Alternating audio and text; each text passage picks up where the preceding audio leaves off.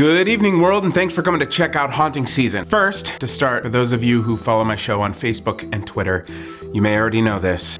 I lost my hat. I'm so sad. For those of you who missed my hat as well, there will be a memorial service at the end of this video. I'm not kidding. Also, at the end of this video will be a link to an interview I did for a fellow YouTuber and good friend, Jamie Gray 83. You win twice by going and checking out my interview. You get to know me a little bit more, number one, a little more on my personal side. What's up, baby? Two, you get to see Jamie Gray 83's amazing channel. I just know you're gonna love it. More about that at the end of this video.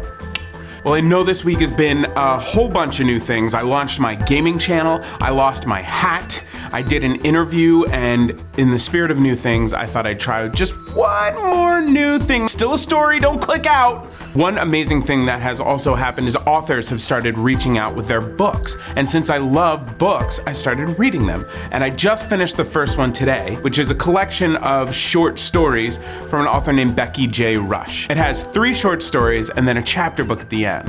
I enjoyed it so much that I wanted to share my favorite story from the pack with you today. Without further ado, here's today's story, Seeing the Unseen by Becky RHUSH.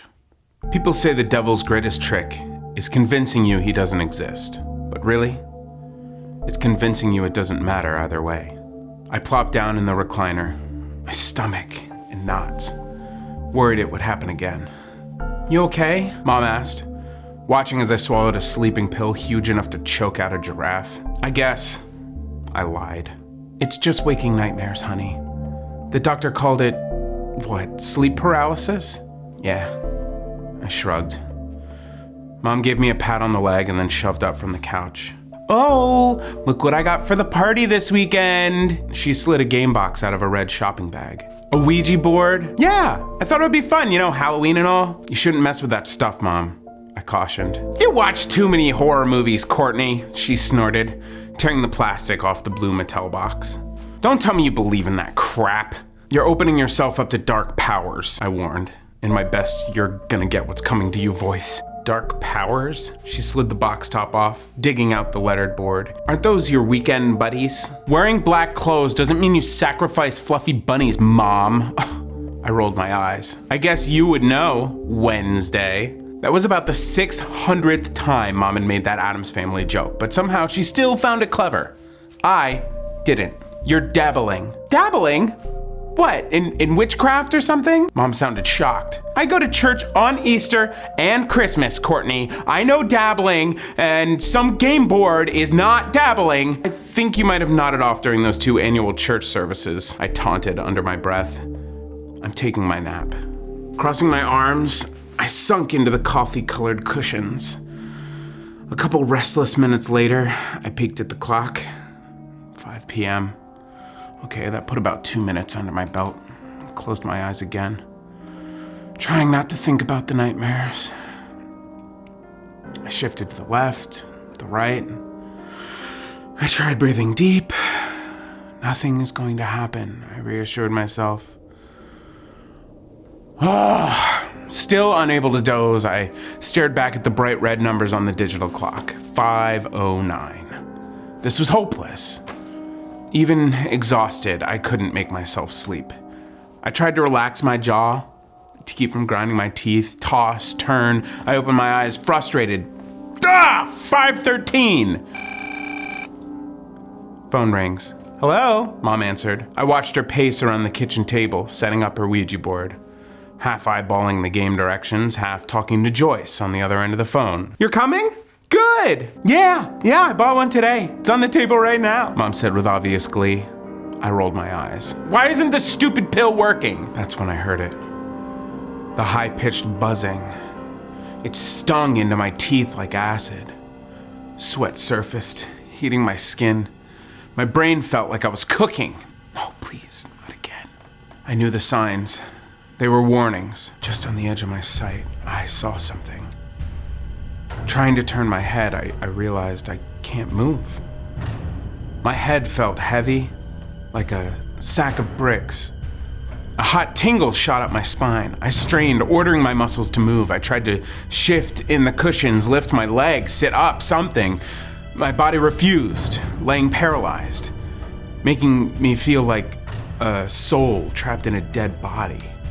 A gust of stink fumed into the front room. Oh, fingering through my hair. The stench reminded me of the sickening, sweet reek of a decaying horse carcass I'd seen as a child. I'd smelled it far before stumbling upon it, rotting in the summer heat. The movement continued in my peripheral vision. Pale hands, or bones, I couldn't tell which, peeking up from the middle of the Ouija board. Like a growing shadow, a dark image emerged, pulling itself up out of the board. I tried to turn my head for another look, but I sat frozen, damned by my paralysis. "Mom!" I screamed from inside my head, begging my vocal cords to generate sound, but Mom kept her back to me, unaware as she put canned green beans away in the cabinet. "Mom!" The man settled into a crouch on the rim of the table, looking like a mammoth crow, oogling my mom. Raising to stand, it stretched up to be at least 7 feet tall.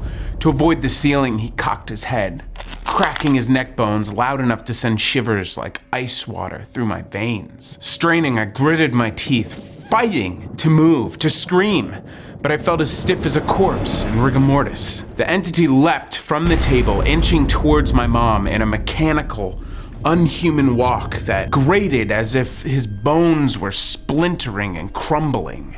Fearful the demon might see me, I closed my eyes, begging to disappear in my chair. Suddenly the stench clouded thicker, as if the entire room was littered in week-old dead bodies. I kept my eyes shut, hiding in the darkness of my mind. All I could hear was the grind of bones breaking, the sound of gravel, backward snapping elbows stabbing into my ears. The stink grew so heavy I could taste its rank flavor spoiling on my tongue. Choking, I tried to hold my breath, but realized my breath could not be held. Like a plastic bag pulled over my face, I couldn't breathe.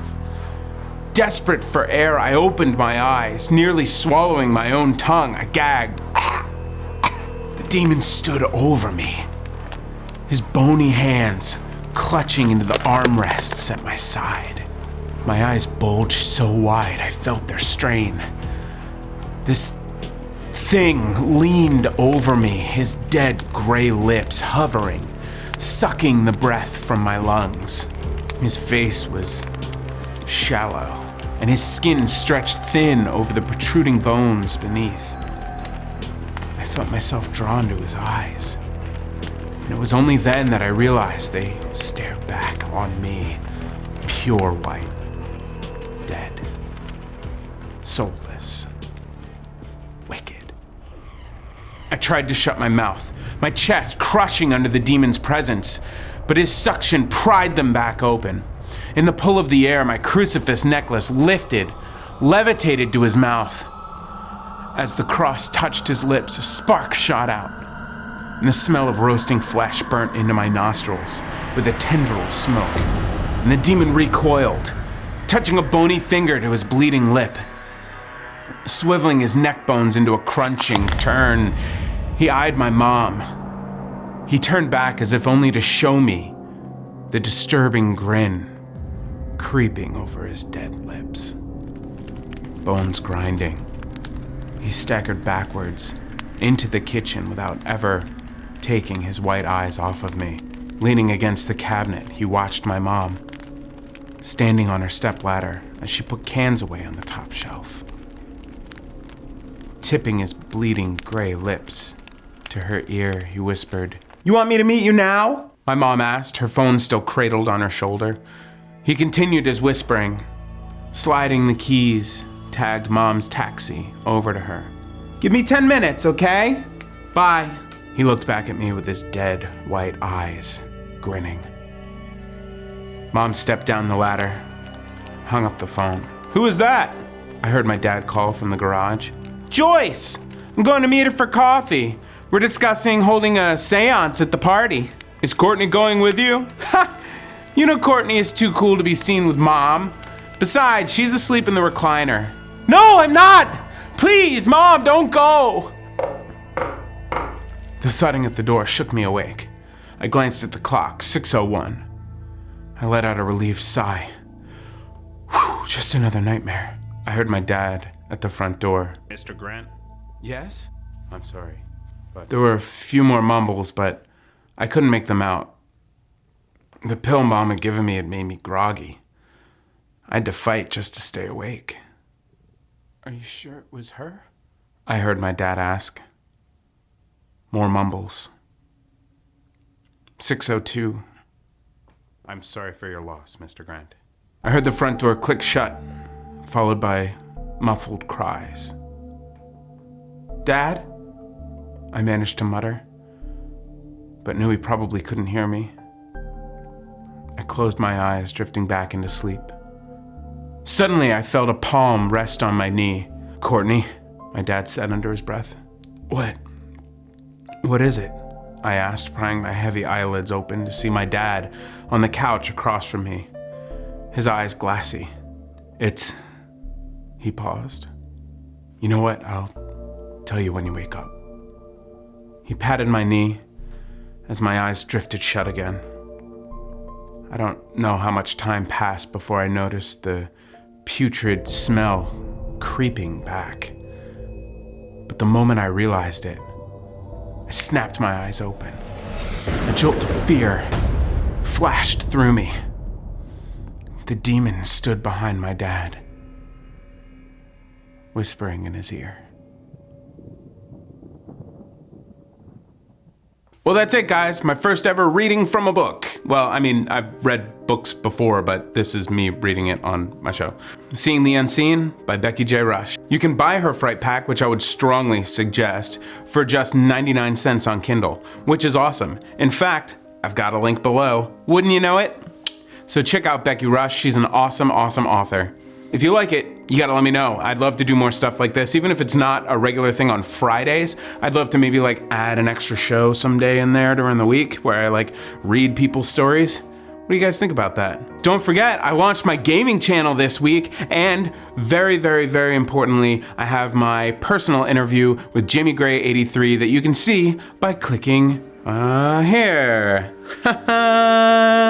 Ta-da! It's a pretty good interview, if I say so myself. I tried to be as honest as possible. I actually don't think I lied at all, except for maybe about what my favorite movies were, because that changes every day. And now for the finale of this episode. Here's a tribute to my lost hat. I'll see you guys next time. Tell us